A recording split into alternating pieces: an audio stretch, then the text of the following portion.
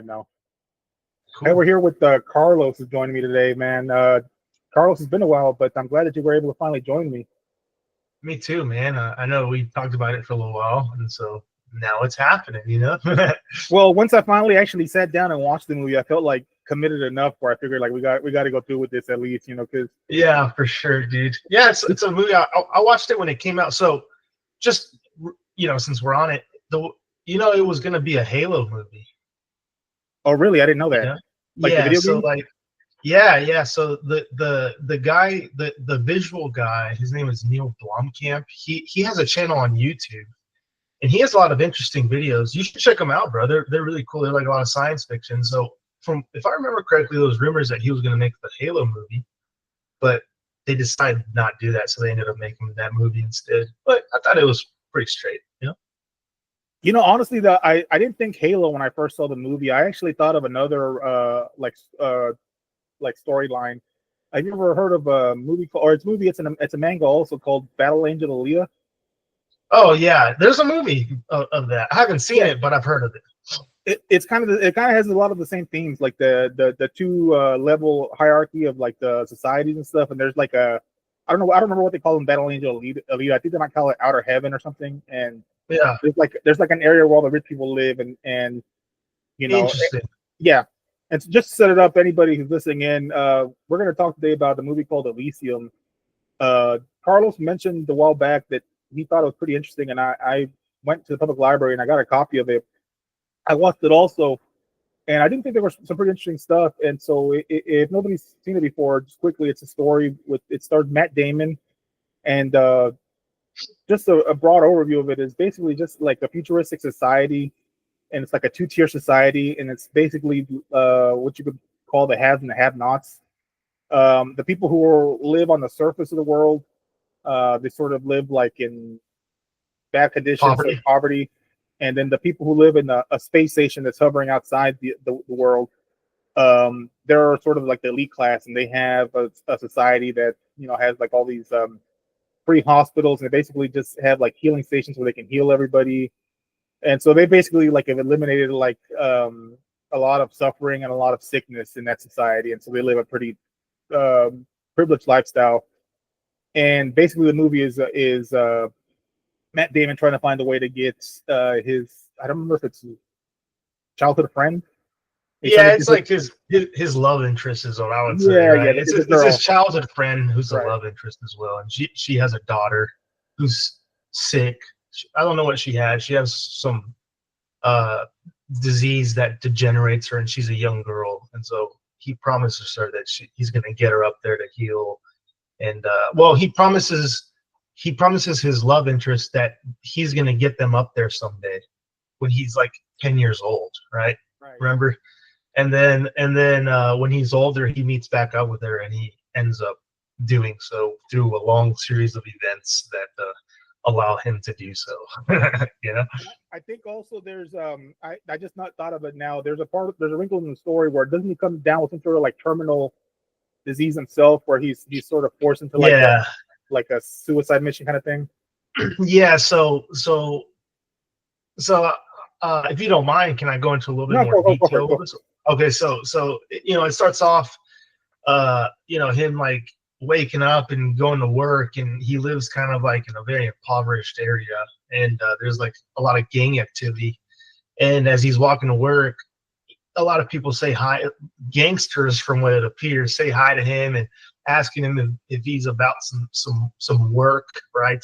And he's like, no, I'm trying to stay on this path, and I'm trying to go to work and this and that. And he gets harassed by these android police officers, which I want to talk about that in a little bit. But he works. You said you want to stop there? No, I'm sorry. I said we'll make a stop there. Just keep going. Okay. So he works at this factory that makes those androids, which is funny because he one of the themes here is that he's manufacturing his oppressor, because the police that are kind of like oppressing the people are the androids that he's building. And so, anyways, he gets stuck in this heat treatment oven that I guess heat treats the material through a radiation process, and he gets trapped inside of the machine because his boss basically tells him if he doesn't go in there and fix this piece, that he's going to be fired. And so he goes in there to fix this piece, and when he's fixing it, it's essentially like the door is jammed, and he fixes the door and it closes on him while he's inside, and he gets irradiated,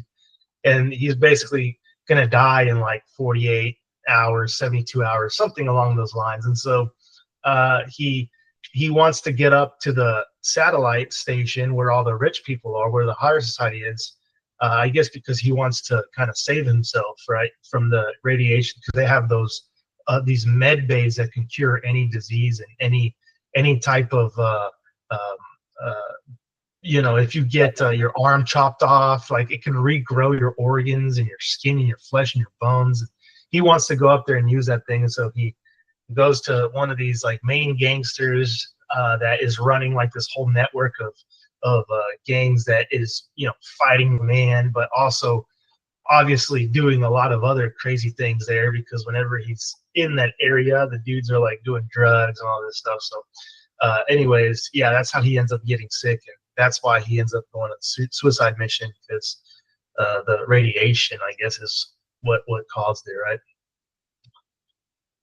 Yeah, and that's exactly. What I thought was funny too was like a couple things I picked up, like especially when he got caught in that little oven thing. Like I think they really played up the fact that like workers almost had like zero rights, or they were sort of like just how disposable they were. Because I think I remember his supervisor, the guy saying that it's like dangerous, and it's like he'll like die if he gets in there, and like his supervisor basically saying like, oh, well, either get in there or like you're fired, and we got like a bunch of other people waiting to get your job. And so it kind of like really emphasized that people, their existence is like almost meaningless. They're not even worthy as drones. They're just like less than drones almost.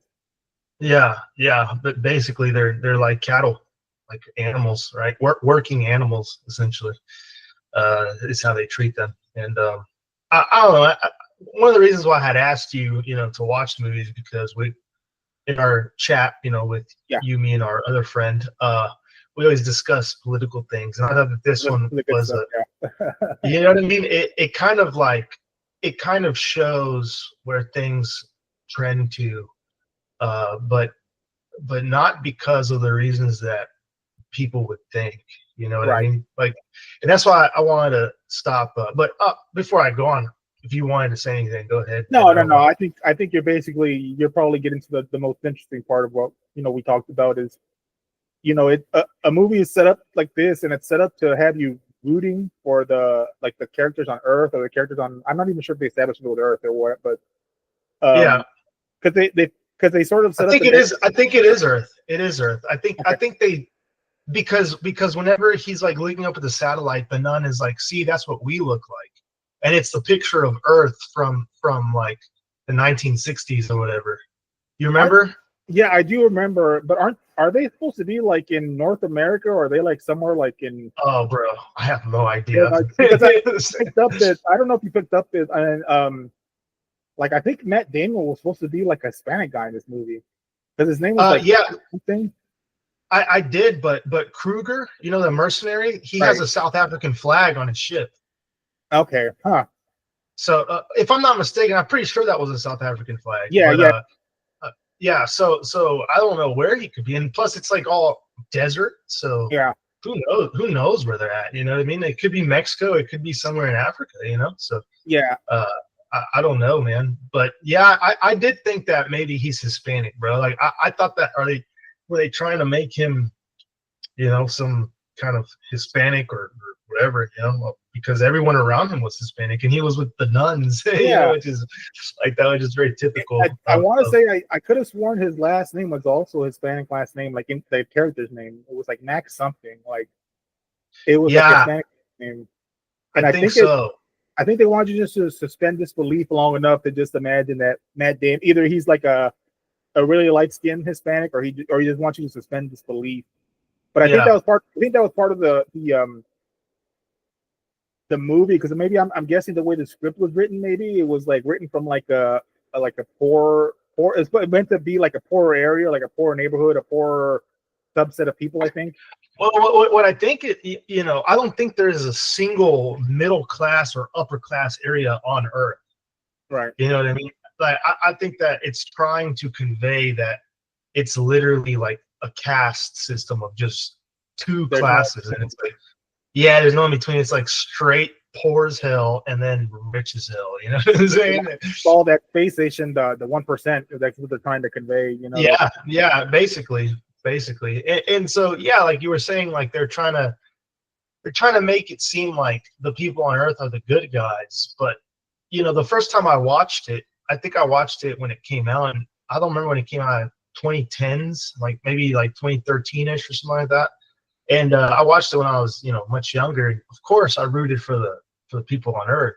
Right. But now that I watch it when I'm older, and I watch it with all the things that I see going on, and I see, with more knowledge, I do see that there is like an element of envy with the people on Earth, and that they have with the people on the satellite. And one of the bigger, themes, or I guess questions that movie gave me, was that if all the rich people left, what would all the other people complain about? What would all the other people that complain about rich people, what would they complain about then?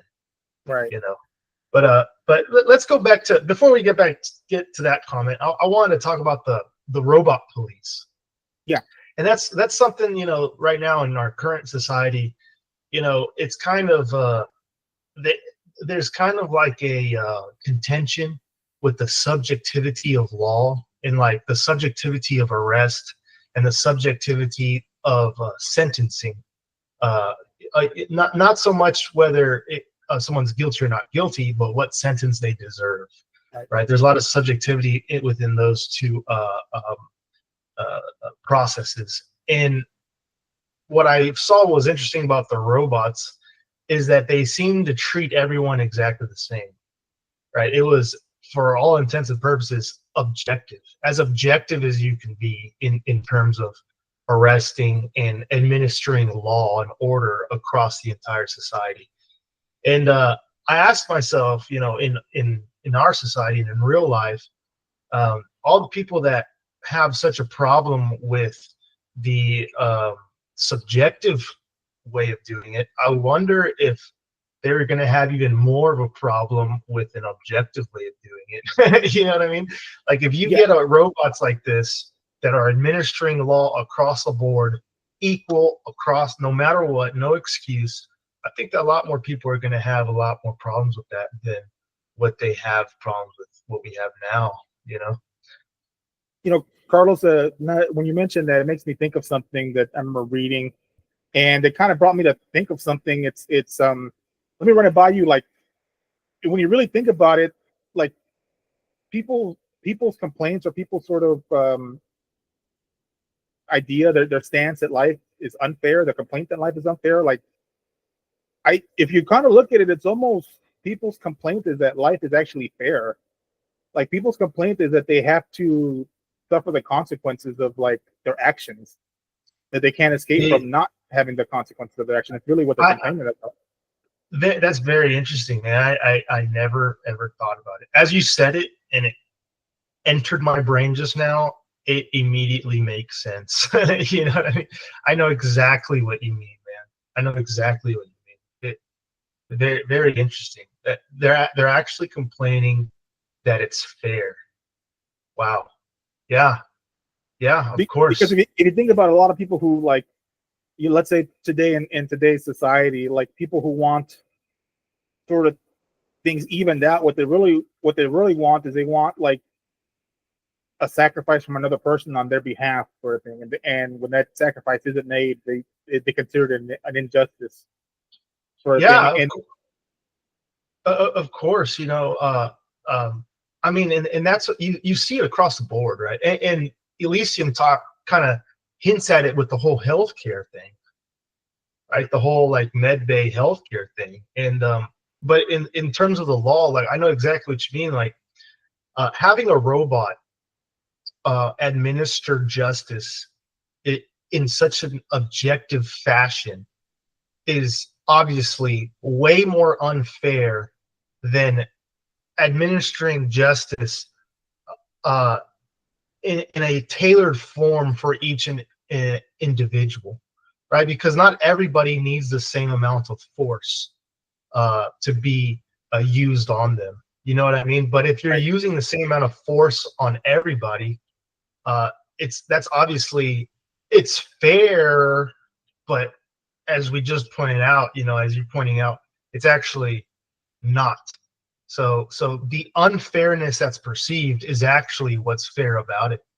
So The yeah, human element, like the human judgment to exactly. sit in and understand the truth. Like, have you ever heard that story of in the Bible of Solomon, where he has to try to figure out, two women are saying that that they're mothers to a child, and they're trying to figure Yes. out, Yeah. and he makes the judgment to split the baby in half, but he waits to see which one of the women uh reacts with more concern for the baby being split in half, and he determines that's the mother.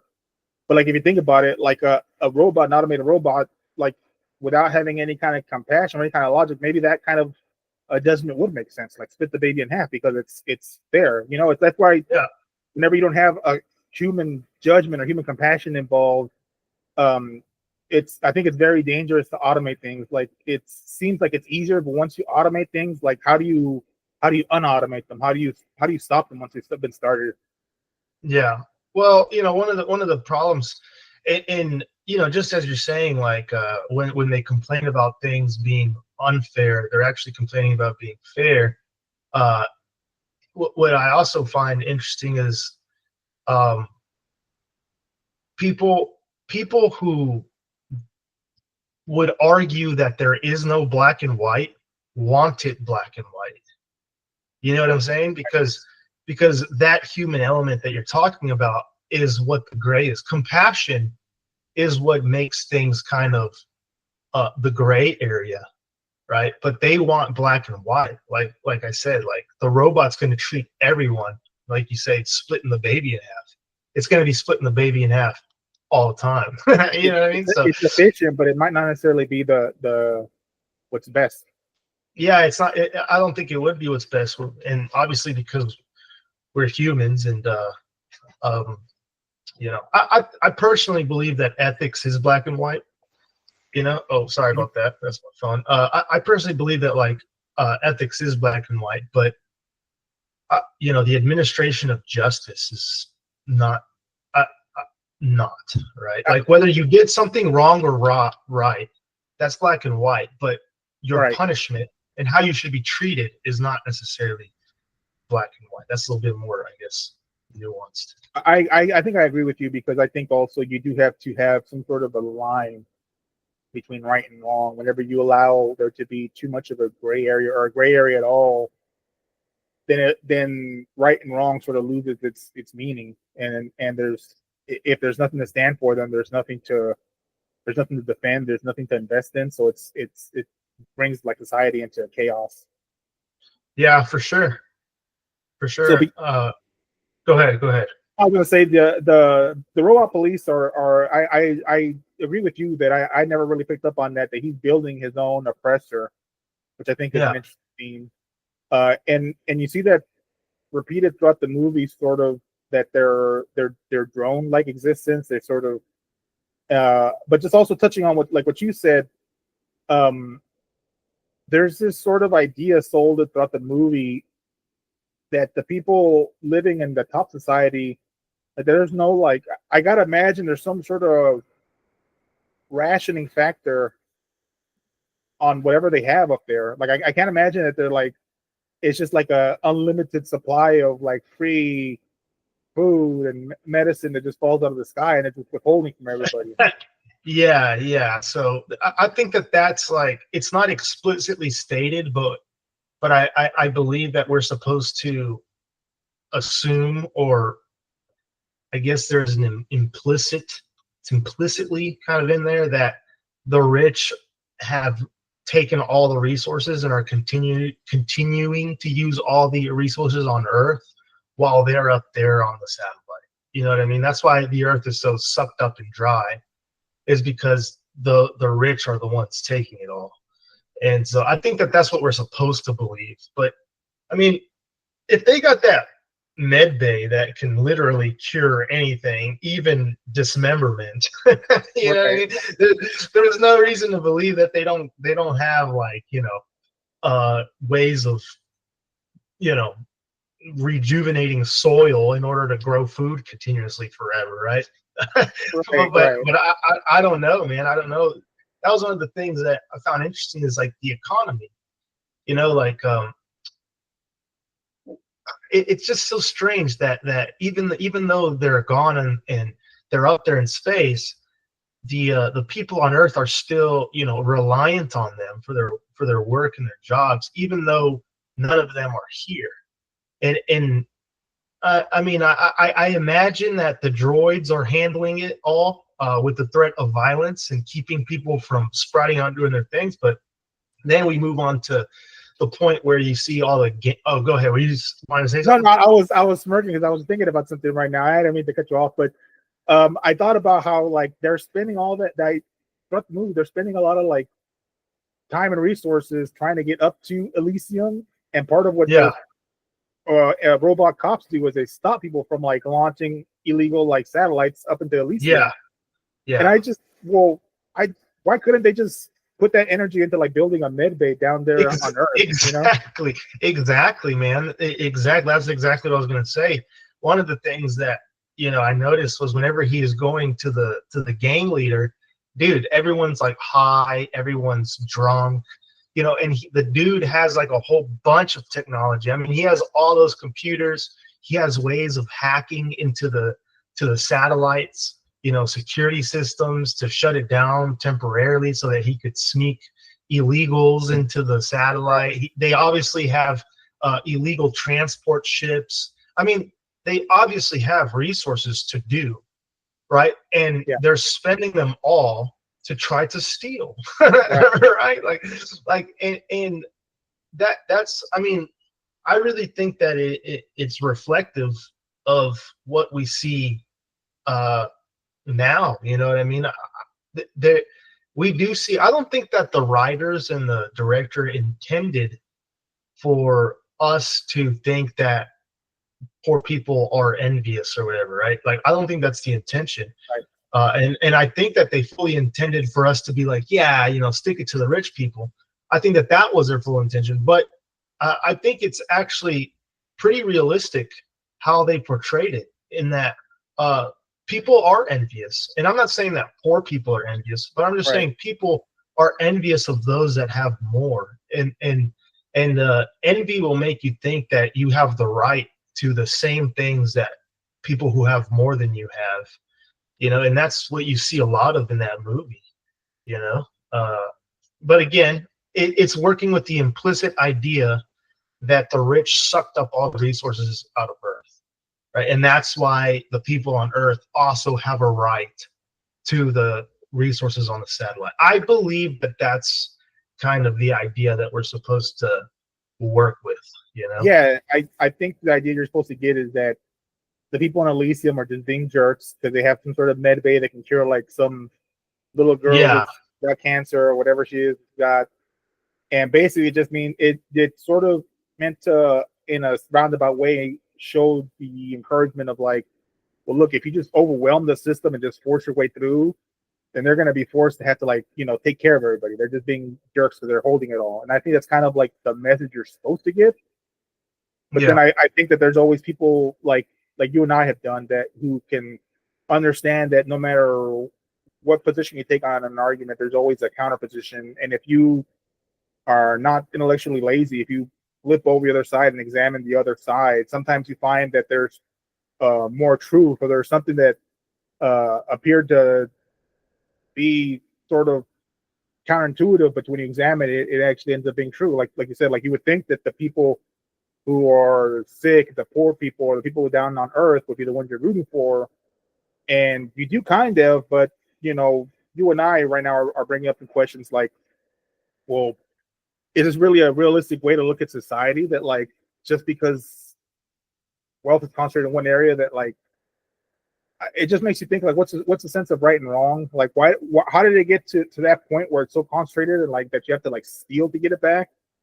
Yeah. Because even like you mentioned about the people doing like the med bay thing, it kind of reminds me a little bit of, and maybe I'm like making too much of a leap here, but it kind of reminds me sometimes when if you notice the behavior of people who are sometimes in desperate situations, Mhm. sometimes their situation is so, it seems to them so grave or so hard to surpass that instead of trying to diligently work their way out of, they keep trying to go for like home run swings. So that's why you see sometimes people get like really invested in like playing the lottery or doing raffles Yeah, and things like that. yeah. They swing for the fences instead of just small paces that'll Right. eventually get them there. And you Yeah, and then yeah, like if that's what and that's kind of what I've always thought of like is uh the the the issue with life being almost too fair. Because the person who sets aside like a crumb every day to build a mountain versus the person who's trying to get a home run swing every day, yeah, like the person who ends up doing things diligently ends up with the lot. Is it fair then at the end to say, okay, well, let's go ahead and split your pile in half because the other person doesn't have any? Like life almost seems too fair because if we give people the freedom that they actually want, that involves the freedom to make a bunch of foolish decisions. And like, how do you stop people from making foolish decisions and then have them not be like, what do you do when whenever they foolishly, or because through bad luck or whatever, end up in a certain situation and yeah, they don't know how to work their way out of it. So they're just this big class of people who are easy to infect envy with. They're easy to politicians can sway them with envy and can sway them with those sides of talking about what other people have done or what people have taken from them. And so you can't just ignore them. So I'm sort of at a loss. Like, is life supposed to be fair or unfair? Because when it's fair, you're going to have some winners and some losers. And then what do you do with the people who end up on the wrong side of the coin or who end up placing the wrong bet? What do you do with them?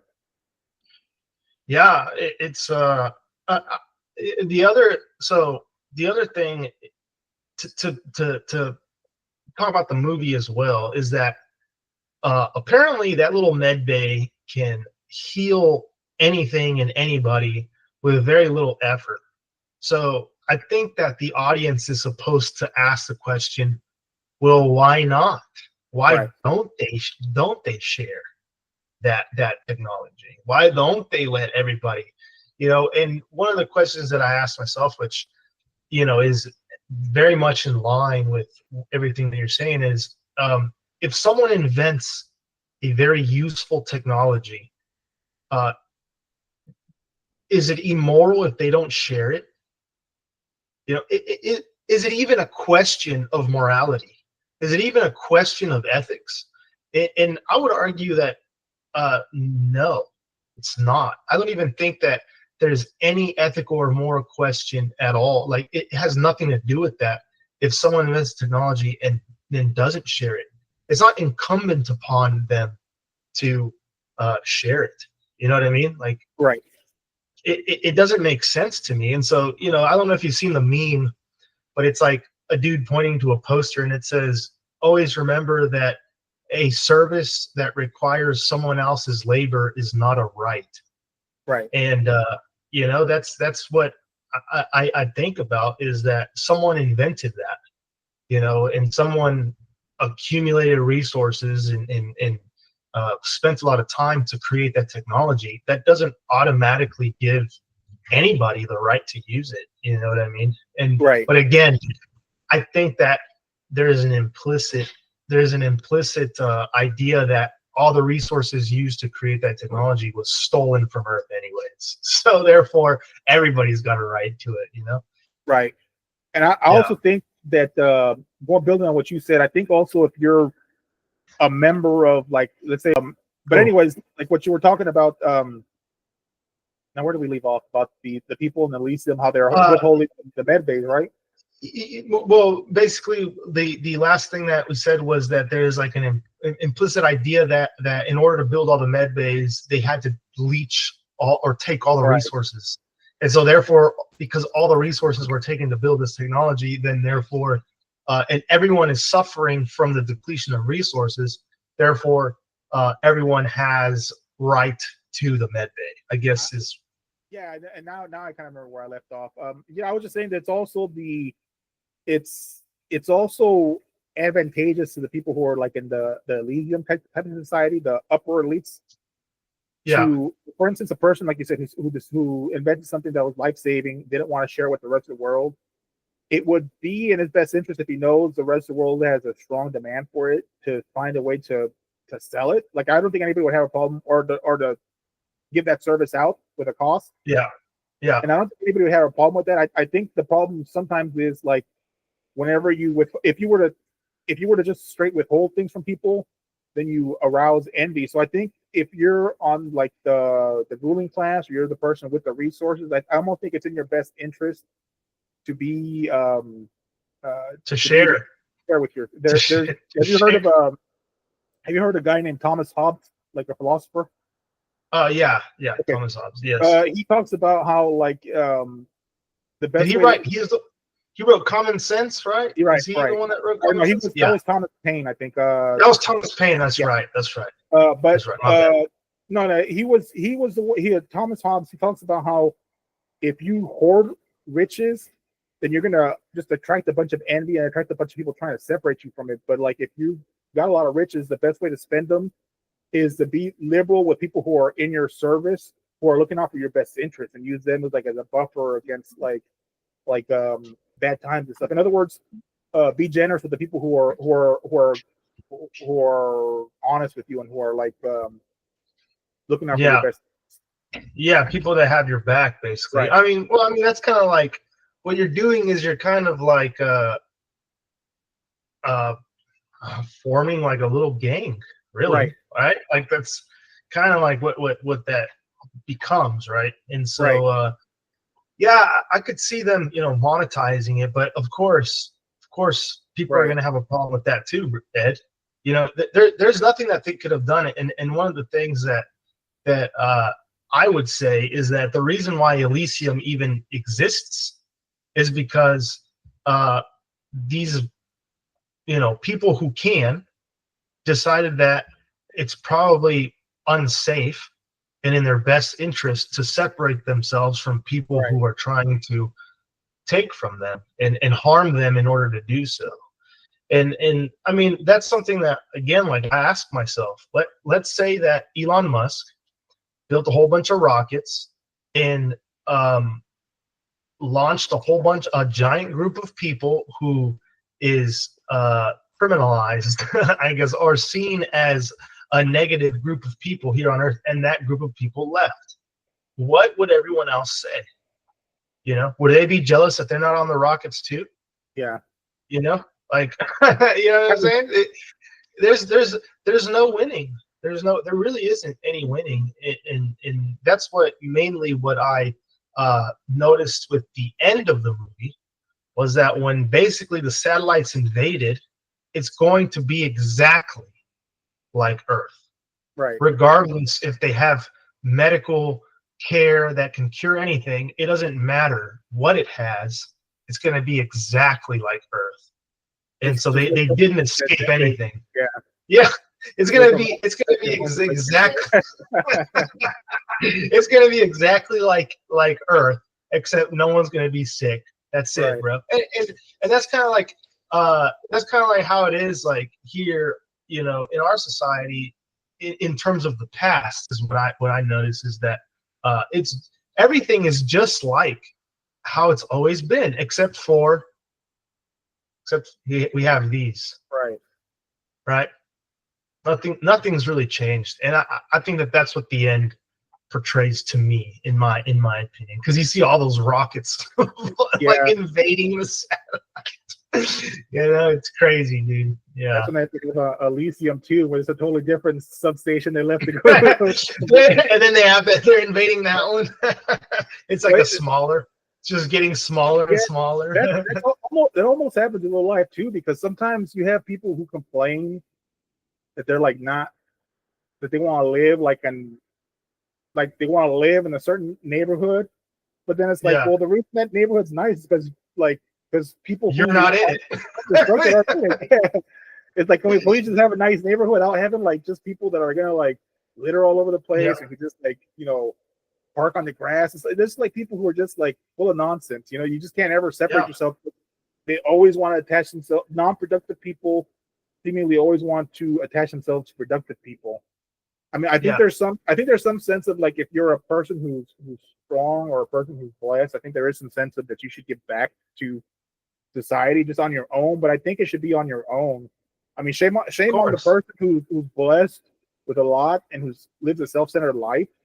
But I don't Yeah. think that we should have the government forcibly, because like you said, like once you have the government or you have any kind of like authority mandate quote unquote fairness, then Yeah.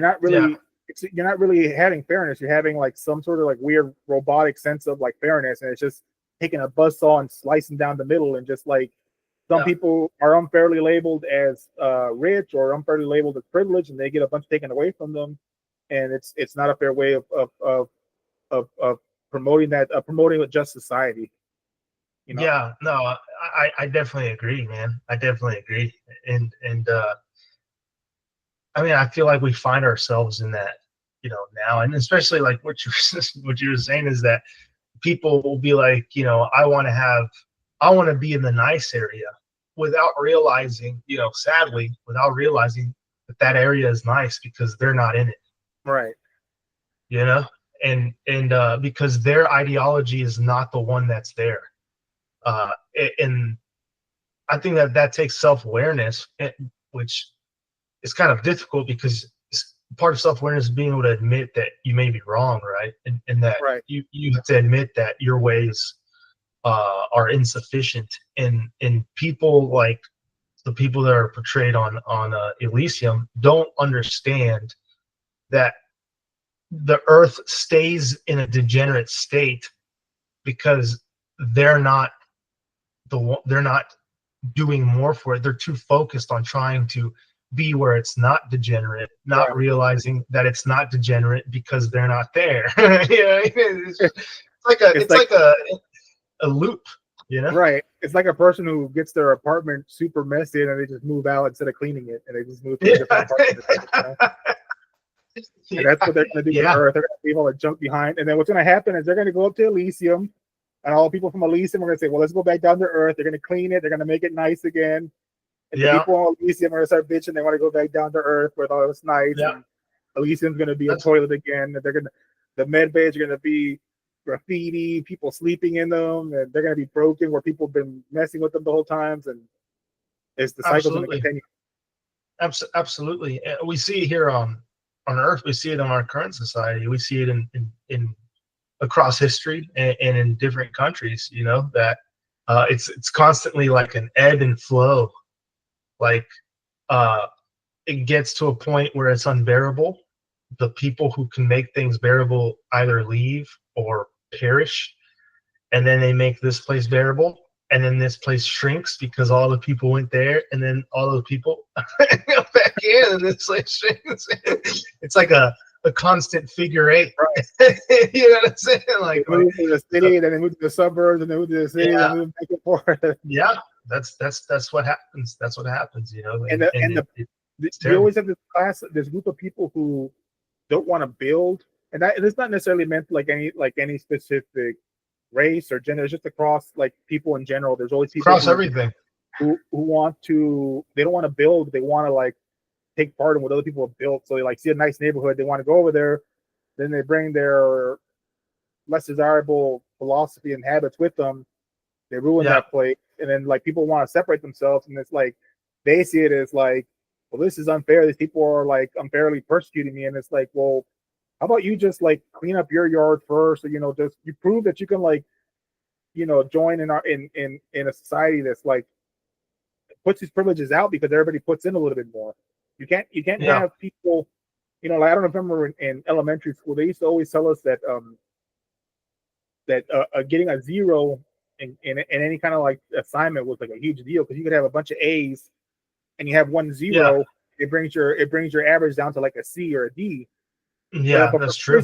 For some reason, people don't understand that same sort of thing is with society, where you could have a bunch of people being ultra productive, and then have one person not doing anything at all, and that's going to bring the standard of life down to like a C or a D for everybody.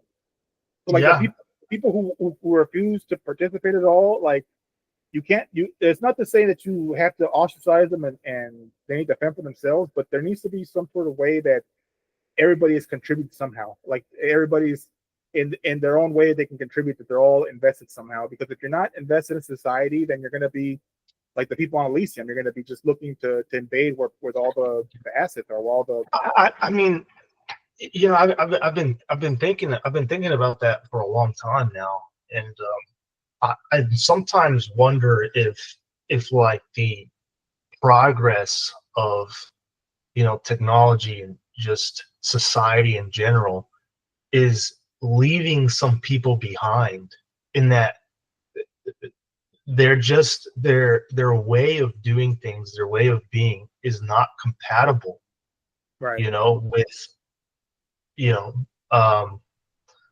decorum. Like, would the people on Earth in the movie, would the people on Earth, are they compatible with the way of life on the satellite in Elysium? right, And I would argue no.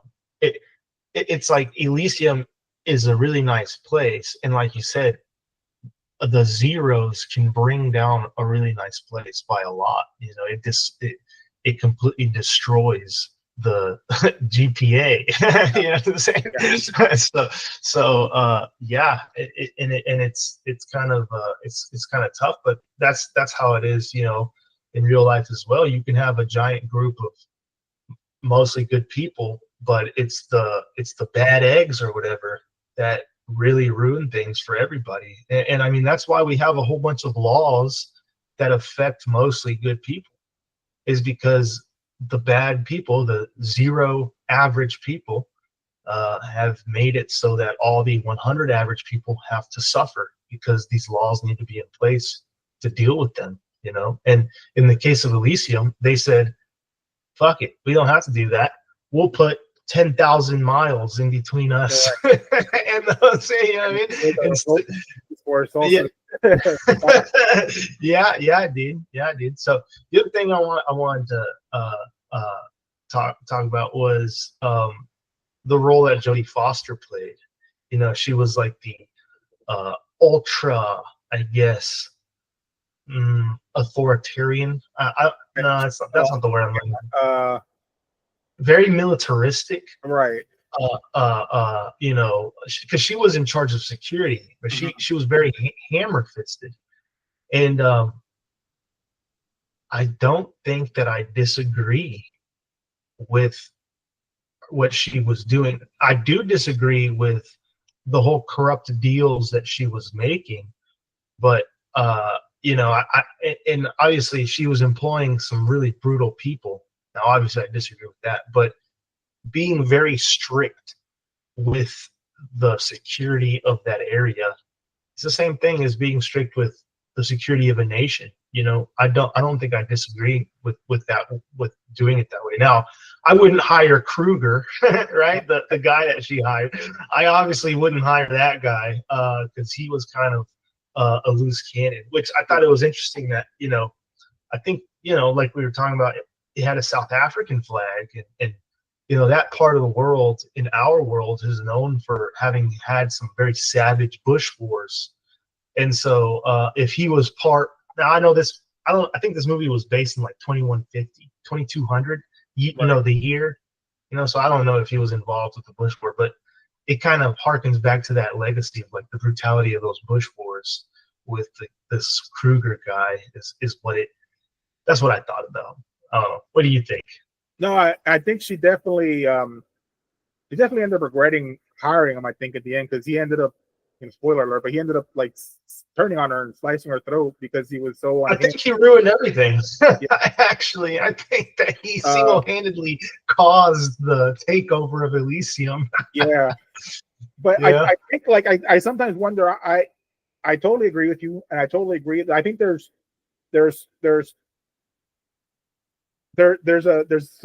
a self-preservation motivation for people who have a lot to share with other people, to kind of keep that sort of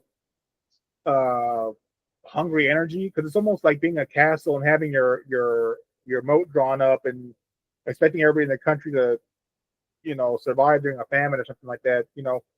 Yeah. But at the same time, you like this idea that people are heroes for like taking what's not theirs or what they didn't contribute. Like that it's okay to contribute. I don't know, to contribute nothing or not to be the contributor, to be the person who takes Like the Robin Hood, the right. whole Robin Hood-esque. Even because the thing is, it's the reason it's dangerous because it's ideologically it's really seductive to think, well, if we just take a little bit more, we can do this, or if we can just take a little bit more, we can do that. But then who's the person that's in charge of saying like how much is too much, or how much have we taken too much, or how to what extent? And it's From whom? or from who? Right, exactly. So it's it's a lot of power to just automate into like a government. And like without a person that they actually have the judgment to make discrimination between whether a person is actually, whether they're actually prosperous or whether they're actually wealthy, or maybe they're wealthy in one way but they're not prosperous in another way. It's like sort of take that into consideration, because otherwise you have this society where, I mean, I don't know if it's just for the story or what, but it seems to me like it would have been in their best interest to drop like a med bay or two down there on Earth and just. But then maybe we would have been in the same situation where they drop two med bays down there, they destroy them, the thieves rip them apart and sell them for parts or whatever. Yeah. And then it's just absolutely. like, yeah, and then it's just like, well, what exactly do you want? Do we have to like, do I have to take like food out of my own family's mouth to feed you, even when like, well, you might think I have a lot, but how? To what limit is there? To what limit is there when you try to establish justice and there's nobody there that's going to be like an overseer? There's nobody. If you try to automate it, it's going to be like there's no. Yeah, exactly. There's no framework for which the justice is based upon. That's why I say, like, as being a Christian, morality and ethics are black and white. And so the whole idea, the whole ethical dilemma of, is it wrong to steal, to feed your family? Well, of course it is. Now, that doesn't mean that I wouldn't do it, right? Like, obviously if my family's starving and there's no possible way for me to do it, it'd be very difficult for me to, hold fast while I'm legitimately suffering the pains of starvation, right. Because starving is serious, you know what I mean? So, but that doesn't mean it's not wrong, right? So the whole Robin Hood idea I've always thought was a joke, right? It was just absolutely a joke, because like you said, there's no standard from who, how much, how long, who gets the resources once they're stolen. You know what I mean? And the whole thing about you saying, like, what if they drop the med bay on Earth? And there's no telling if a group of a powerful gang takes the med bay and then monetizes the use of it. Right. What's the difference at that point? Right? That now you have the other powerful capitalists, right, on Earth, doing capitalism just like how we're supposed to feel the rich people in Elysium did. So it wouldn't have solved anything.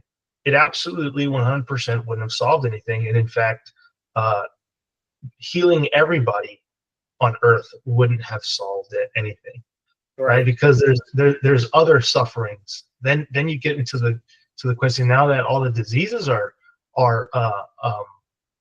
fixed, right? Now that all the diseases are cured, what about things like boredom, right? What about things like obesity and stuff like that, right? What about all the other things that require agency from the self? How are we going to fix those too, and for how long? And who's going to invent the machine for it? So yeah, I mean, it's just a crazy conundrum. But I think that the movie displayed it pretty well, man. Because and if you read the reviews, if you go like online, like Reddit now, I'm not recommending people go on Reddit, but if you read stuff like that, you see that a lot of people are like, oh, I don't like how they portrayed the poor people as envious. I don't think that's fair and this and that. But I think that they miss a point, because that's a reality of the world, is that that's a characteristic that people have. Now, that doesn't mean that only poor people have that, right? But Right.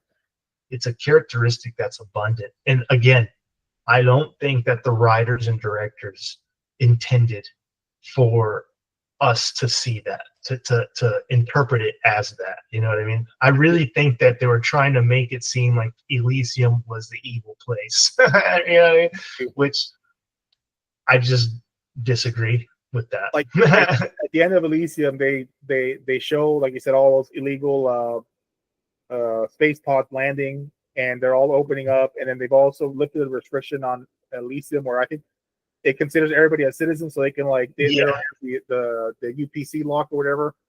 But like you said, I mean, or like we mentioned earlier, I like to see a Elysium 2, where like that Elysium it turned into like a hellhole, like Mad Max kind of thing. Yeah. Where like gangs roaming around, intimidating all like docile people who are living peacefully. Yeah. And I'd like to see that version of Elysium, but I don't think Hollywood's going to greenlight that one. But I think that's that's the flip side. That's the flip side of what people, when they look at things, when they look at whether they should get things for free, they look at like the profit motive, like an evil thing, which, I mean, left unchecked, any kind of human activity like to an excess is bad, but profit itself is not bad because it motivates people to do things. It motivates somebody to like do that research on that metadata, motivates somebody to build it, motivates somebody to like run the electricity. And very, very important to point out that profit isn't only in the form of currency. Yeah. Right. Profit has always existed, right? Always existed for as long as humanity's existed, and it doesn't always come in the form of currency, which is very important for, I think, people to understand. Because if you say profit, people are just going to think money, right? But that's not true. So like, but I didn't mean to cut you off. No, I just needed to say it. So yeah, I mean, because one of the things about the idea, and I think that we're kind of touching obviously on like, I mean, I would have to say socialistic, communistic, Marxist type ideas that would see this whole situation as bad. Thing is that like you can never ever take away profit because you can't ever make interests the same. Right. So profit for me could also be something that aligns, that fulfills an interest that I have.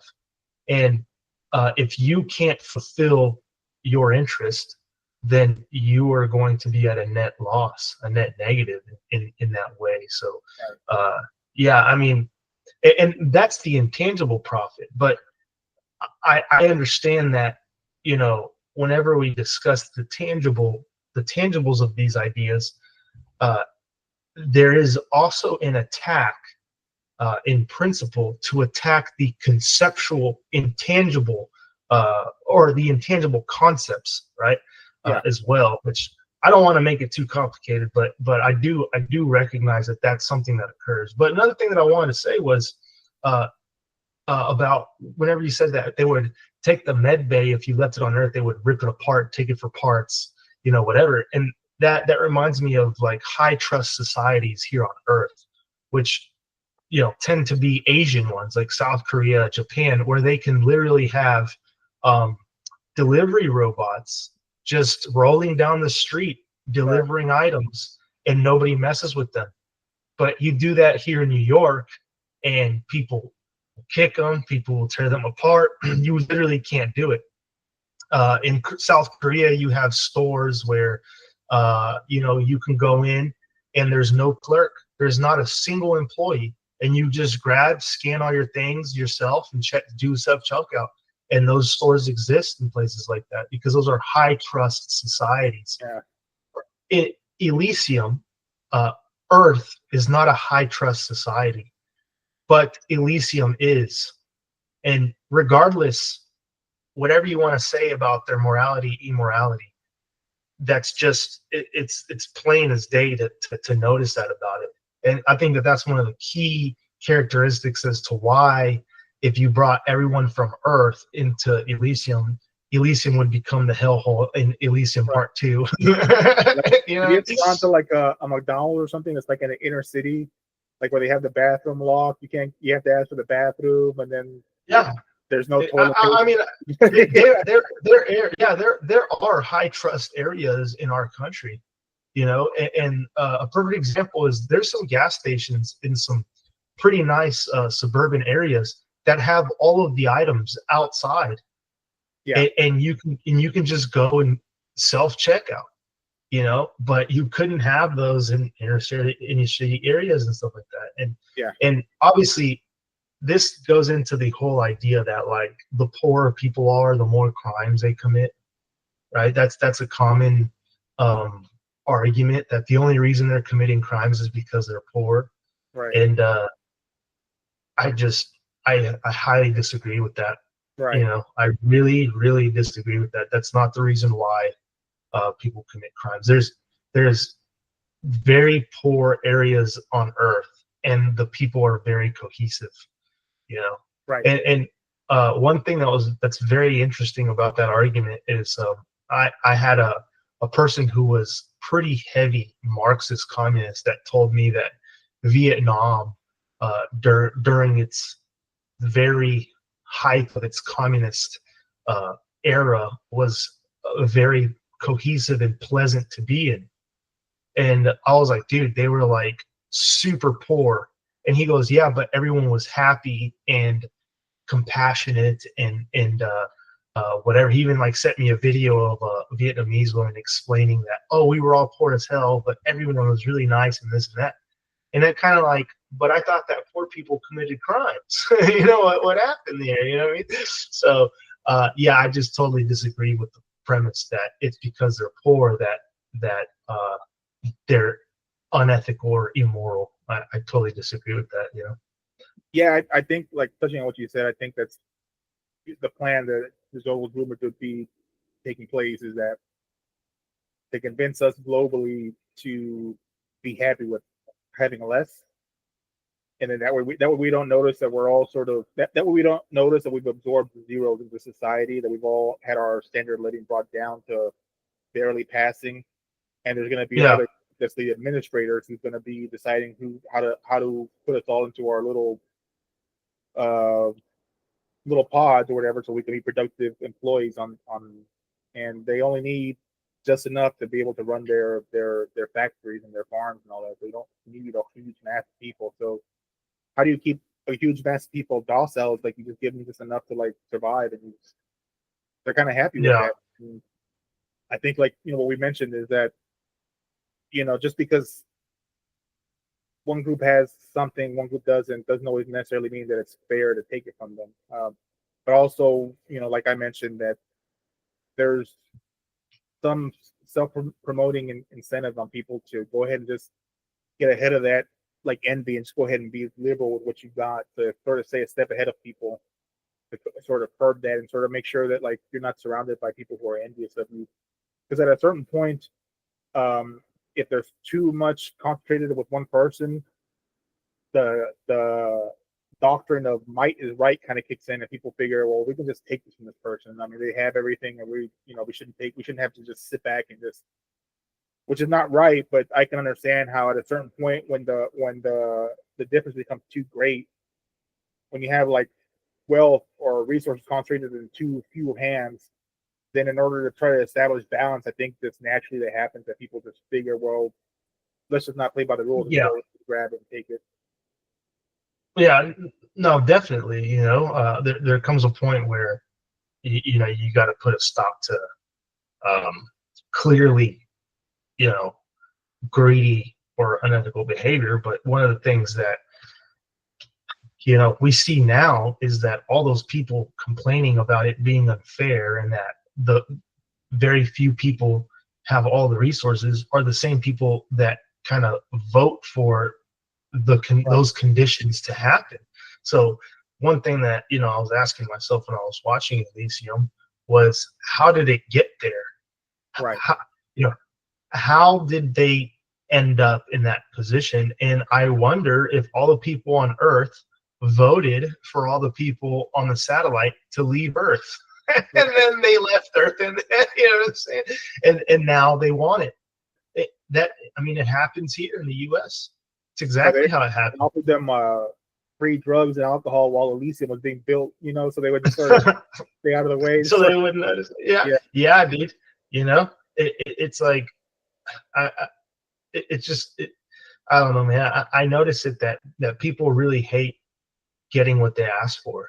Right. They really hate getting what they ask for, man. And so, go ahead. I was gonna say just that just goes to what I mentioned earlier. Like if you really sit and think about it, like people's complaint is that life is unfair, but really when you really examine it, people's complaint is actually that life is fair. They're getting the consequences of like foolish decisions. And I don't say that as looking down, because I include myself in there. Sometimes I have made foolish decisions, and it sucks to have to work your way through them, but at the same time, if you avoid them, it doesn't just make them disappear. Like someone else in some form or fashion has to take care of that problem.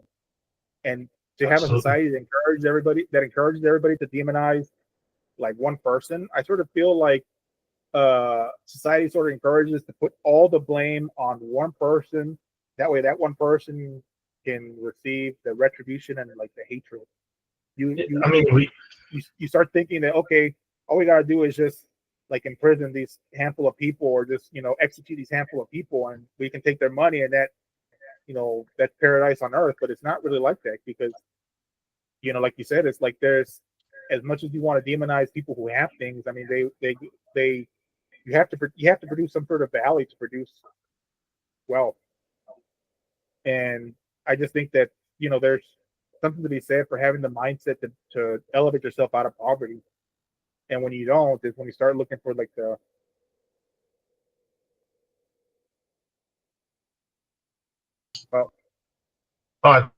are you all right? Yeah. I was trying to. It's because I have an Ethernet and a Wi-Fi. Oh, okay.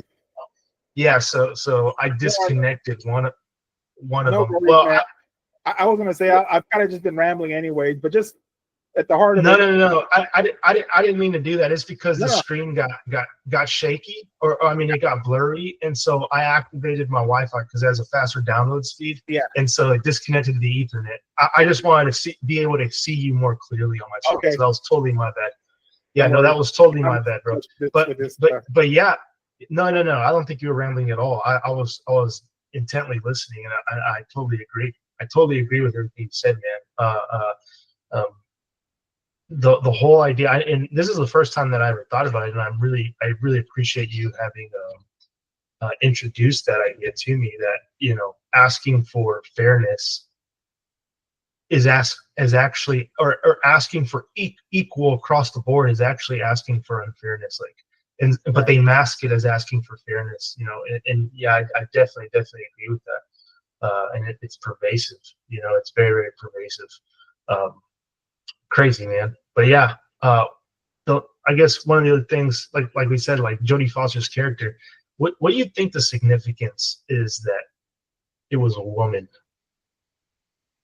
Do you think there's any significance to that? Yeah, no, I never really thought about that, but I guess I don't really know if I think, because on one hand they're trying to frame her as like this sort of nationalist, sort of like isolationist sort of politician, and one who's willing to like isn't she trying to assassinate the current president? Is that what it is? Yeah, she what did she do? She made it so that he, one of the security, she was trying to do a coup, but she made it so the security guy like shut down the security system for a little bit or something like that, so that she could, you know what I mean, so that she could overthrow the current guy. I mean, she was clearly very ambitious, right? Like that was a very ambitious goal she had. But yeah, I mean, I was thinking about like how like ham-fisted she seems to be, and that she's a woman. Typically women are a little bit, or supposedly a little bit more sensitive and empathetic, but I don't think that that's true. You know what I'm saying? I kind of know that they were sort of like promoting her as like an isolationist character, Yeah. and sort of like a anti-immigration. And I'm always kind of skeptical when I see that kind of stuff in Hollywood and the movies, because it's this is the type of movie where they're going to show people same thing, like people trying to get into Elysium is the same imagery they're going to show as people trying to get into like a more like a more westernized country, and Yeah.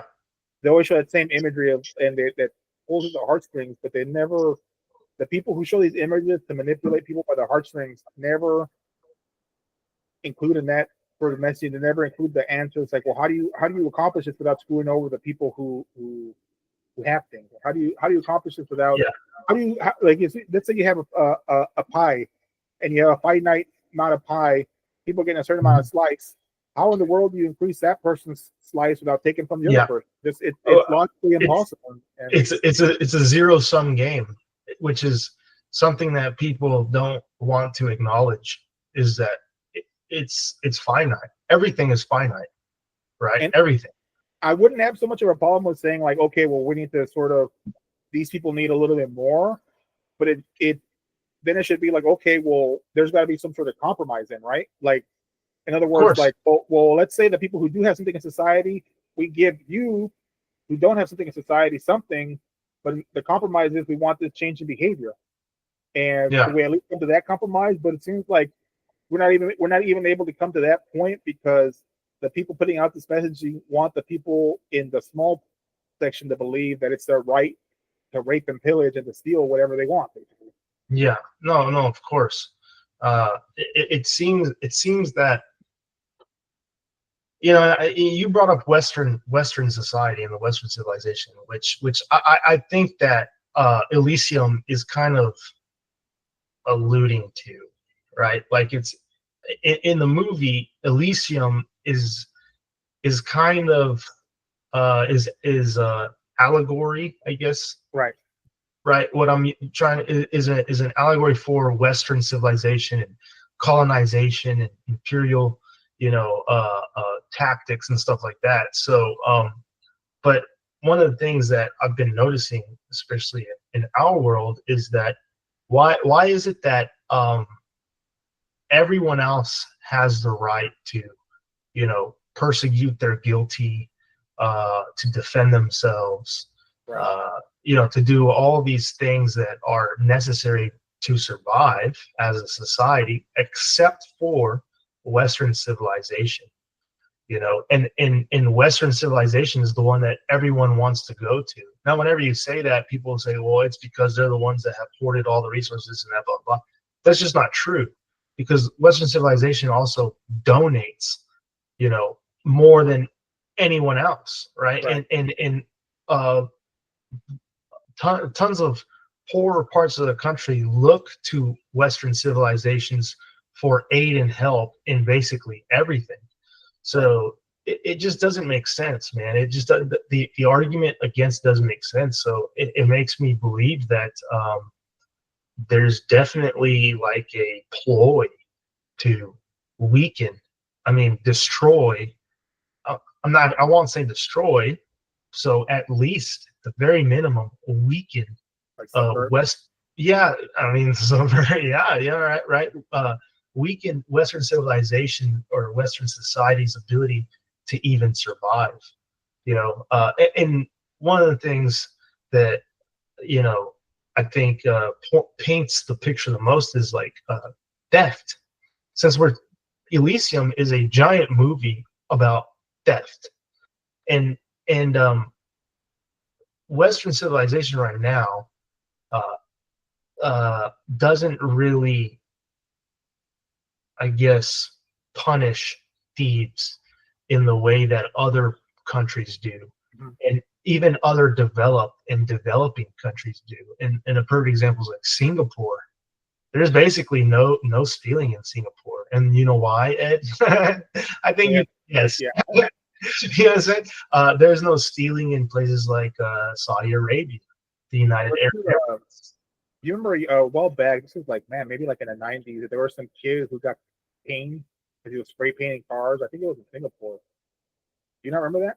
No, I don't remember that. Yeah, and it was like a national thing. It was like, man, like in the 90s, some kid was spray painting cars. I think it was Singapore. And Yeah.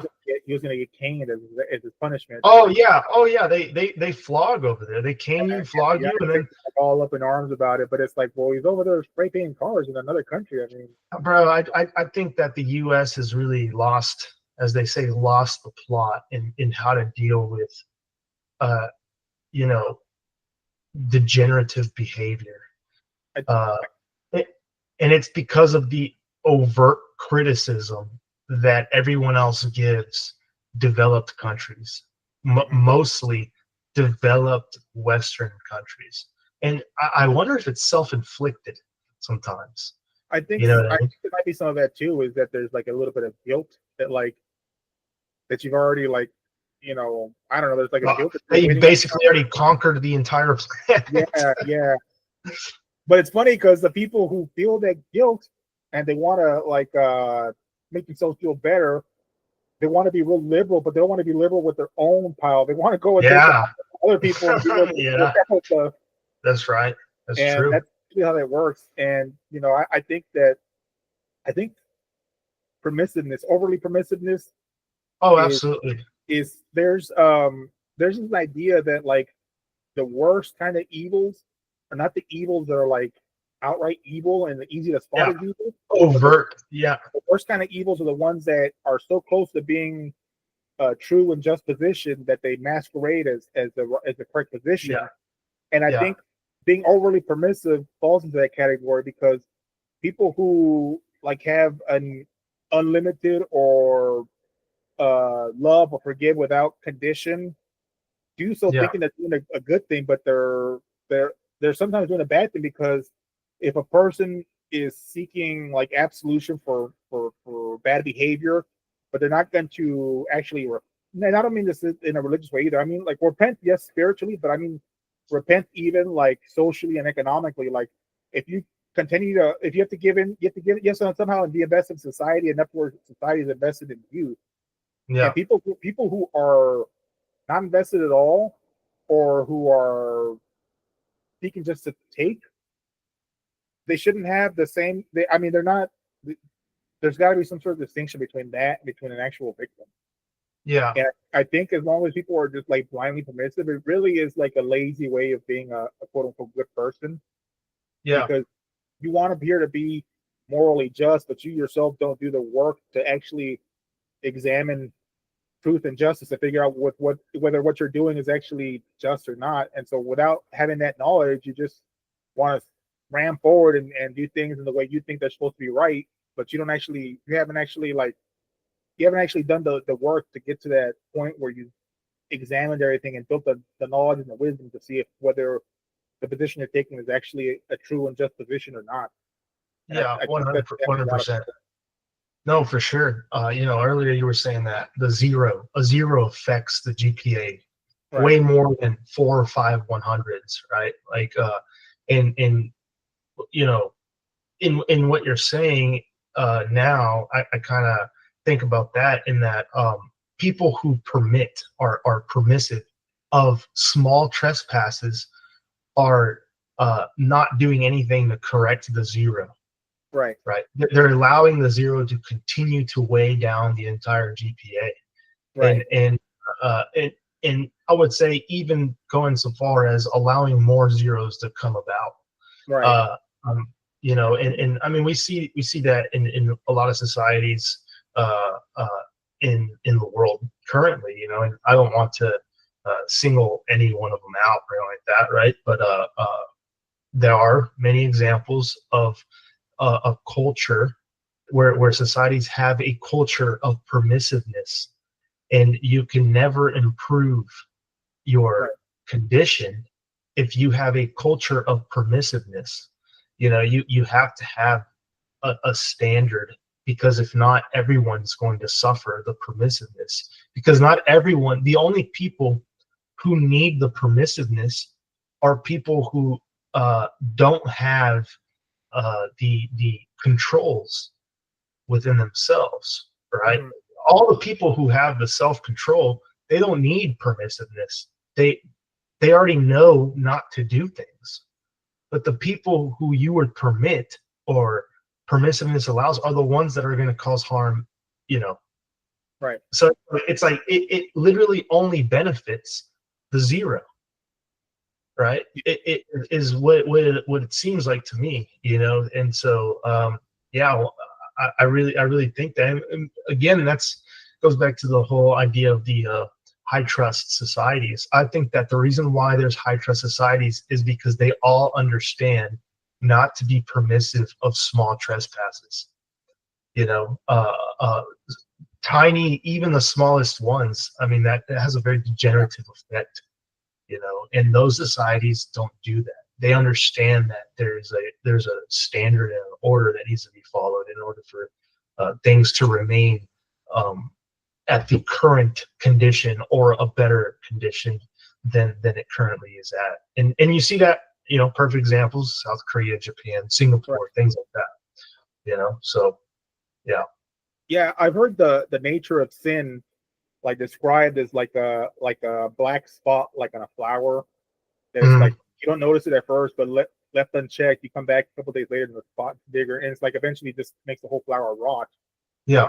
If you don't check on it, it's just because it seems so small at the beginning that people want to have a permissive attitude, and they don't understand sometimes that what they perceive as being a small issue is actually a pretty big. It's small in its application, but it's big in terms of like the ideology is like there has to be some sort of like boundary to the ideology. It has a very large impact conceptually, but currently the tangible effect is negligible. That's the problem with it, right? The tangible effect currently is negligible, but the concept of allowing that concept, or the idea of allowing that concept to a lot of people to have it, it makes that tangible effect not so negligible anymore. It makes it significant later on. I think a perfect example, I mean, I have to say it, dude, especially because my family's from there. I think a perfect example of what we're talking about is Mexico. Mm-hmm. I think that is the perfect example of a permissive, a high permissive culture, right? And what it will become if you and that's completely independent of any type of foreign meddling, whatever, dude. That you can resist foreign meddling from within if you adhere to certain standards that give you resistivity to the degenerative impact that foreign meddling could possibly have.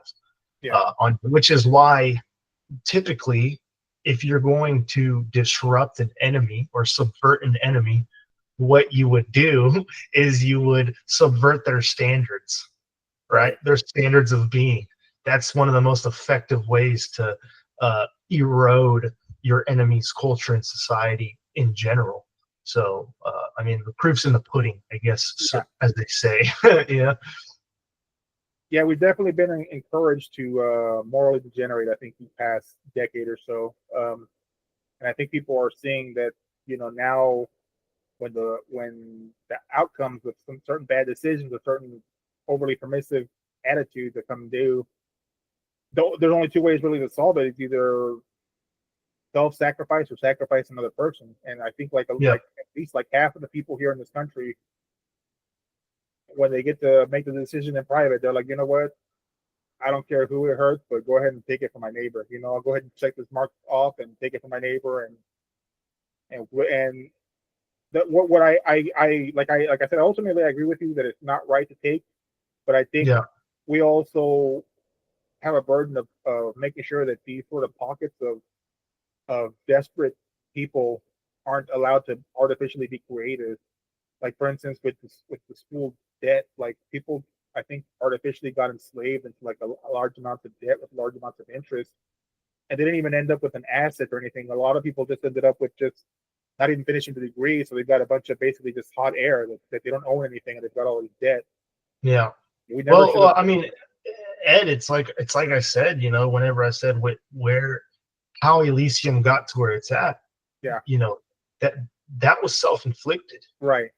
And one of the, I guess, it's like very conflicting whenever there's a ton of people telling people like that to not do that. There's a ton of people. I know. I remember telling people myself. Yeah. You know what I'm saying? There's a ton of people telling people to not support systems that promote that, but it doesn't work, dude. I know. It's almost as if, like I said, it's almost as if the way that the movie Elysium portrays it is the only solution of separating people that understand and don't understand. Yeah. Like you had defined it as haves and have-nots. I think that. Yeah. What's up? I said that's kind of a lazy way of describing it. No. I mean, I think that anyone would understand what you mean, but I think to precisely say it, I think it would be the people who understand and the people who don't understand.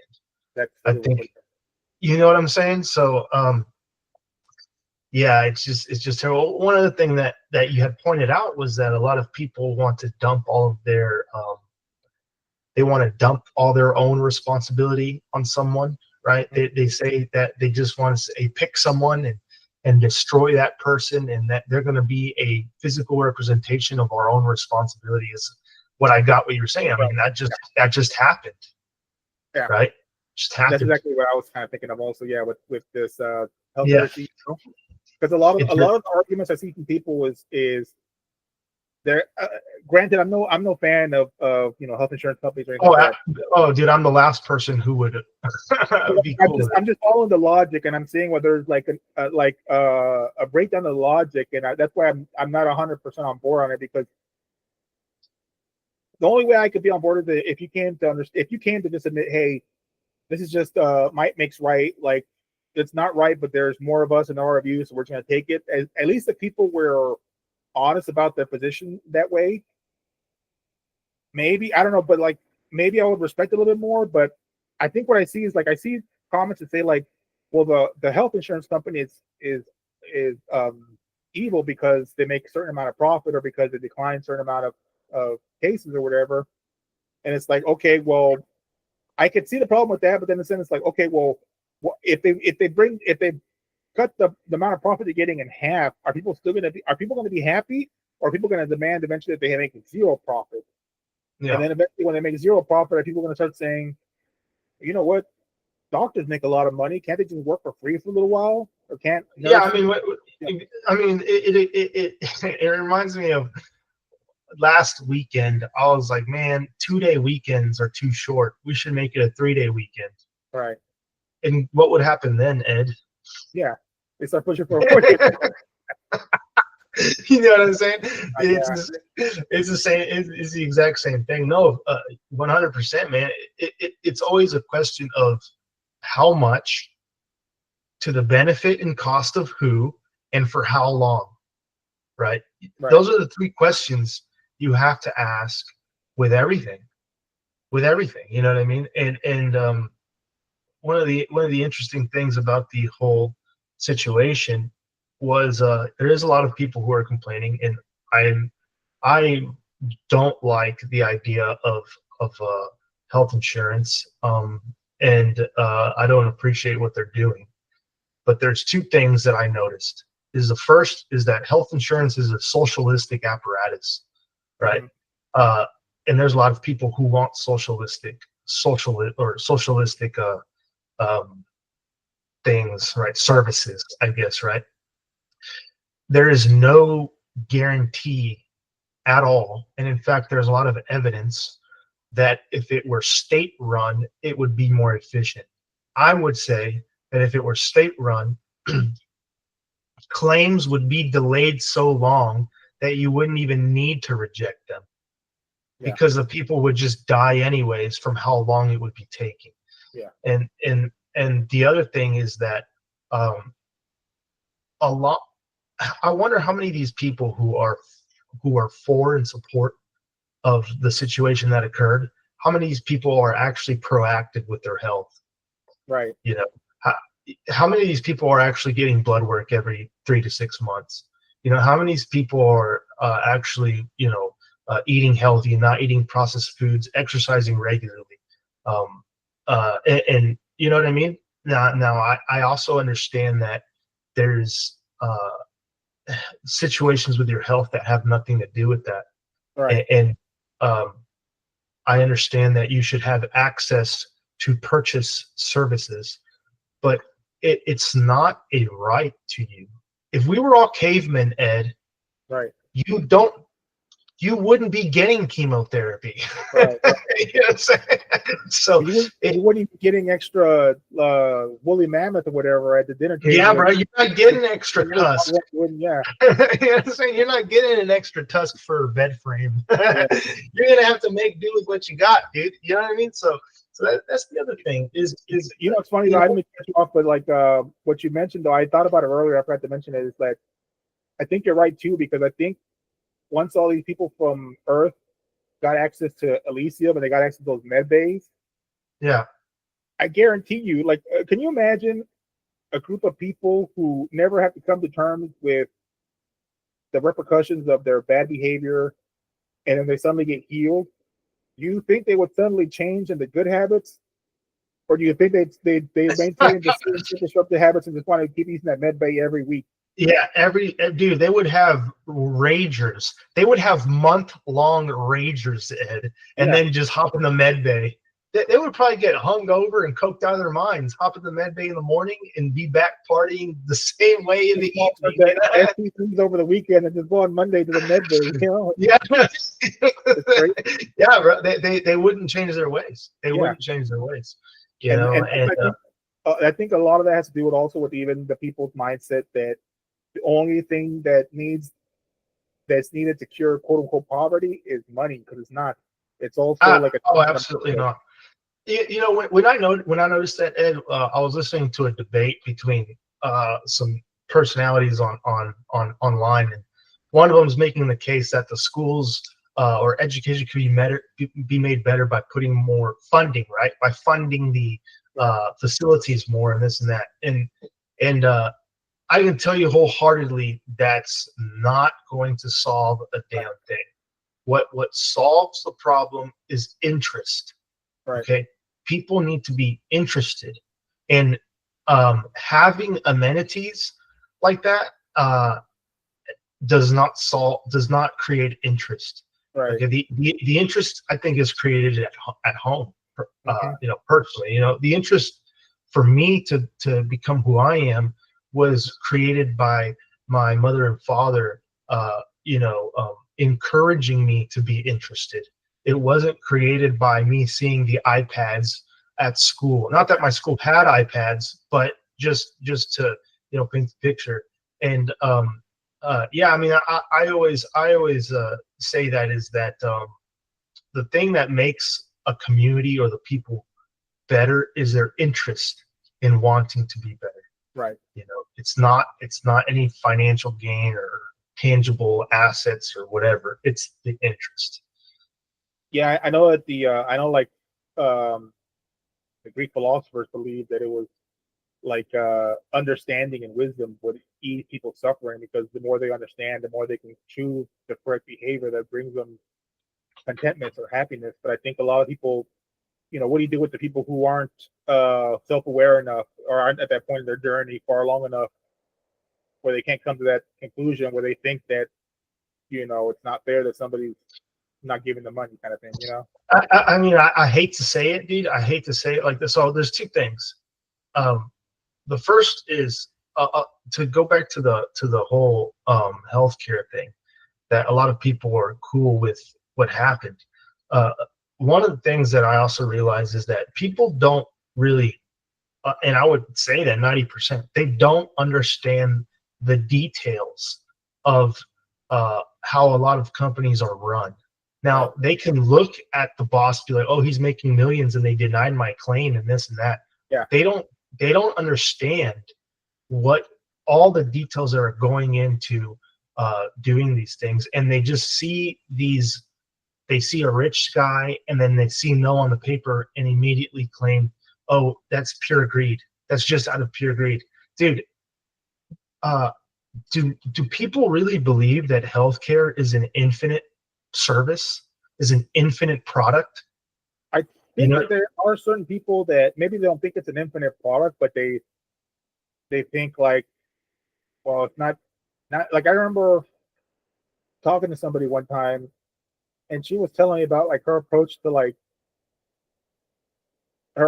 she didn't have an office job. She knew I had an office job, but her approach was like, well, they should be able to pay if you ask her for a raise because they've always got it, kind of thing. And it's like, well, yeah, they've kind of. I mean, I guess in a sense they've always got it because they like if you look at a statement or something, like accounting sheet, you're gonna see like, yeah, X amount of millions or whatever in profits for the year. But then those same people that look at that and see and get filled with envy or get filled with like, well, all I need is $5,000. How come they can't just give me that? You know, and Yeah, that mode of thinking doesn't take into account. It's like, well, yeah, out of all that money they made, you know, a lot of that has to be paid back out into like operating costs and marketing, keeping their business afloat. And it's just not absolutely, dude. A lot of people don't, and you know, Ed, that's why that whole rule about business, a lot of businesses fail, or what is it, 80% of businesses fail within 5 years.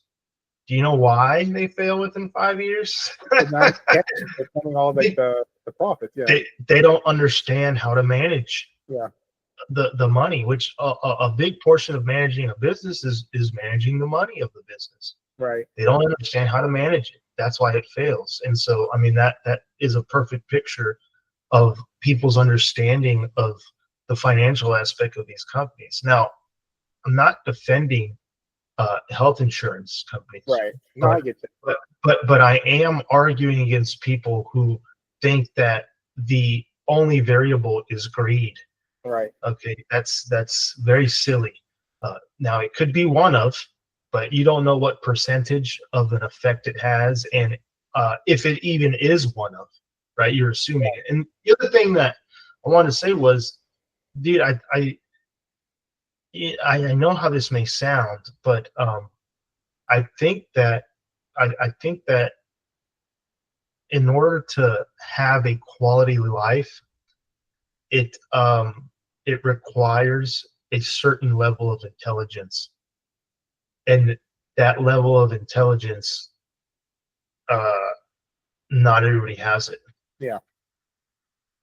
You know, and I thought about that as you were saying about the philosophers saying that, you know, essentially being virtuous, Right. being virtuous. Not everyone can see the value of being virtuous, and it's obviously because they weren't taught it, or they're not intelligent enough, or both. You know, so it's just the reality that not everyone, I guess, in a sense, deserves a quality lifestyle. And I know that sounds really messed up, and I know how that, you know, I know how it comes across, but I always remember the whole stat about like the army, that if you have an IQ below 86 or something like that, 85, 86, that the army has no use for you. And the whole idea that the army or a military arm is turning someone down, or is turning people down, when they're, you know, they're always looking to expand. There is no limit. That they're turning down based off of IQ. That says something to me, right? What else is that IQ not able to sustain? If the army has determined that this IQ is of no use to them,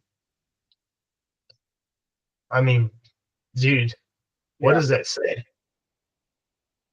You know? Yeah. Well, it's like it's being able to delay gratification, like, you know, like with Elysium, you know, Of can course. you stop, you know, riding around your lowrider cars and drinking your 40s long enough to build up? Drinking your 40s. Yeah. I mean, that's what they were doing, bro. That's what they were doing there. They seem to. That's not an attack on what I consider poor people. That wasn't that's what I remember what they do in the movie. They're driving around in lowrider cars. They were, and they were doing a lot of drugs, and they were partying, doing alcohol. You know what I mean? Being promiscuous, typical things that typically keep you entrenched in poverty. They were doing, and dude, that's no secret. That's no secret, right? And here's the other thing, bro, that I always thought of is that isn't it interesting how the poorest places on earth are actually cohesive in doing well. And what I mean by this, think about the primitive tribes that still exist today. They're doing fine. They're doing fine. Maybe because they're such a small tribe, maybe you can't get away with this, like. Well, of course, you can't get away with bullshit. Well, maybe.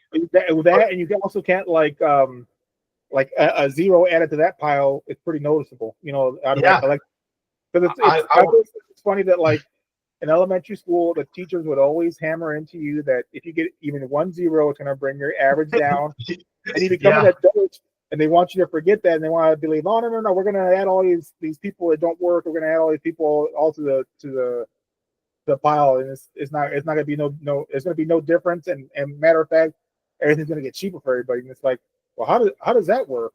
And nobody ever answered that, and it's just been the same hustle they've been running for like a decade or two.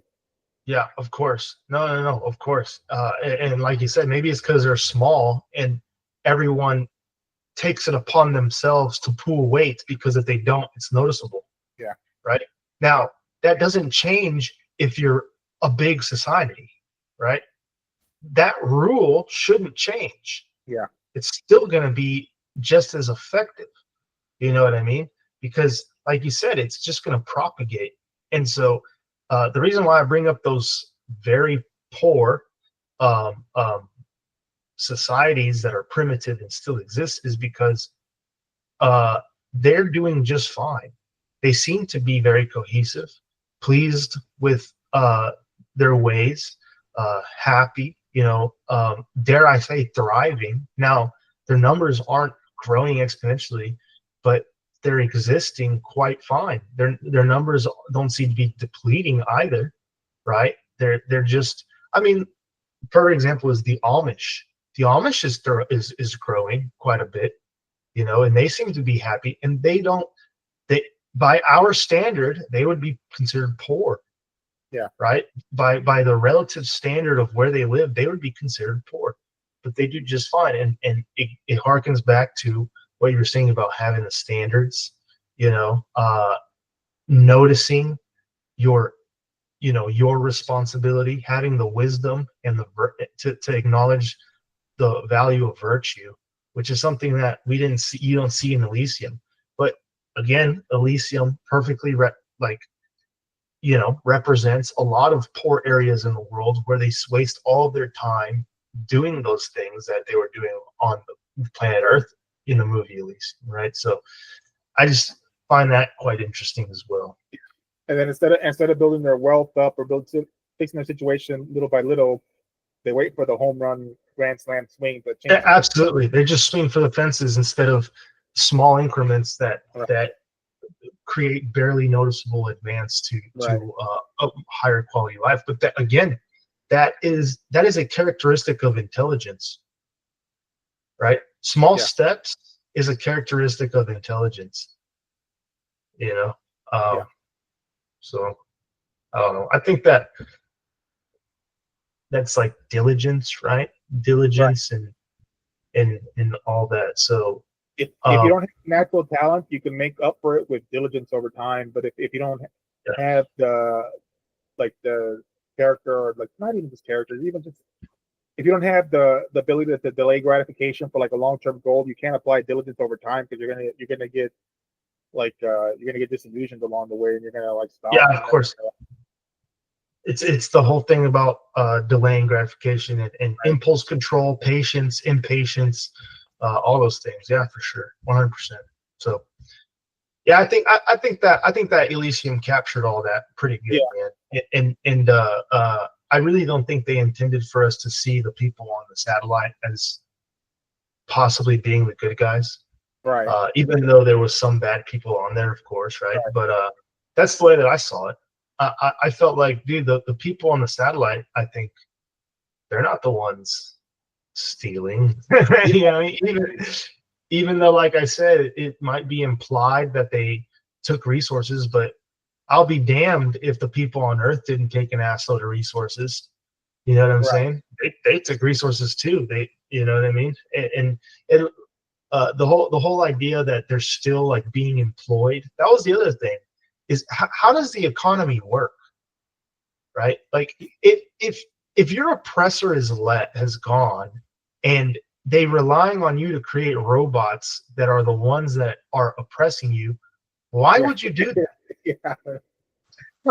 Yeah, and then at that they were they got in some pretty bad like workplace conditions. Like I don't know if they didn't have anybody negotiating for them or what, but it's like even when the guy told them like, hey, get in there or we'll get somebody else, like when he's going in that oven, he like went in there and I'm like, Yeah. was it really worth it? I mean, that job seemed pretty crappy to begin with. I mean, like, yeah. I mean, he was still poor. Yeah, he was still very, very, very poor. And they want you to hate the people who are the bosses there, but then if you start to, like you said, if you start to pick it, and it's like, well, who stayed behind and is employing them? Who's like giving them money, or what do they need them for? They don't really need them, right? Aren't they just like charity now? And what's the money for? Yeah, like the money that he's making, what is it for? Right. You know, now I think that they said something about being able to buy a ticket, right, to Elysium. Maybe Elysium. Maybe there's So maybe if you make enough money, maybe you can get yourself up there somehow. Yeah. Yeah. Who knows, dude? Who knows? But yeah, that's one thing that I thought about is like the economy and really, really interesting aspect of that is how money would work in a situation like that. You know what I mean? And what would the poor people be spending money on? And you know what I mean? But I totally see that being the case. I totally see how Elysium portrays it actually being reality. Yeah. And how it is. You know, that's why I think that it's kind of secretly very realistic. I think so. You know, I think in how it works out. I think it's meant to send some not language, but like a message, and I think it's like programming people to think of the way. Of course, but they're not noticing all the details that we're discussing here. One detail that I think that a lot of people may miss is the only people or the only person that is purposefully and just explicitly anti-envious is the nun. Yeah. You know, I thought that was very interesting. Whole idea is that it was the Christian, right? The Catholic Christian nun who tries to get him to appreciate himself and appreciate what he does have. Forgot about that. Yeah. You know what I mean? So I thought that was pretty interesting. What's up? Is she telling him in Spanish? Yeah, I think she was talking to him in Spanish too. Yeah. She was like, "This is how we look from space." She says it in Spanish. So yeah, I thought that was quite interesting, man. And I think that it's true. Yeah, I think it's true because it seems to me that the people with faith are the ones who seem to be more appreciative of things that they do have instead of looking upon the things that they don't have. Yeah. You know, at least in my experience, right? And I mean, the whole communist Marxist movement, which makes it a mission to be Robin Hood, right? It's a Robin Hood ideology, is explicitly anti-religion, anti-Christian, all that, anti-faith. You know, funny. Yeah. Well, we gotta keep an eye out to see if they make a sequel to this movie and. They definitely won't, bro. They definitely won't. I highly doubt it. But you know what, Carlos? I think if anybody hasn't checked out this movie so far, I think you know, if they're interested in what we talked about, I think they should check it out. It's called Elysium. Starts Matt Damon, and I think Jodie Foster. And I can't remember what the guy who played the guy who sends him up. He was Pablo Escobar in the Netflix Escobar. Oh yeah, that's right. That's right. And Kruger is the guy from District 9. That's right. He's Yeah. like the scientist who's Yeah. like trying to figure. Oh, bro, he's a phenomenal actor. I think Excellent actor. yeah, no, but I've enjoyed talking to you about this and exploring some of these other themes that maybe other people, I don't know if anybody else has had the same thought process approach this movie, but maybe we can get together again in the future. We'll think of some other movie or something something. No, dude. I know you've also got a podcast you're working on, also, man. If you want to let us know whenever you're working on something, man, we can link up and we can do a podcast. Oh, definitely. That'd be great. Yeah, I have like a show, as you know, that I work on with my friends. It's called Pax Nobis. We just talk about concepts like this. Cool. You know what I mean? So yeah, sometime maybe you can be on mine. Yeah, I'd love to, man. If I'm over there locally too, maybe we can link up and we can do a local. Oh, dude, yeah. If you were to come over here, I would set it up to make sure. I would do everything in my power to make sure that we could have the show. No, I'll let you know if I was heading out there, anyways. Yeah. But yeah, no, I appreciate you, Carlos. But I think we should go ahead and just wrap it up so you can get back to the wife, and I gotta finish. Sounds good, man. Yeah, we ran for a good amount of time.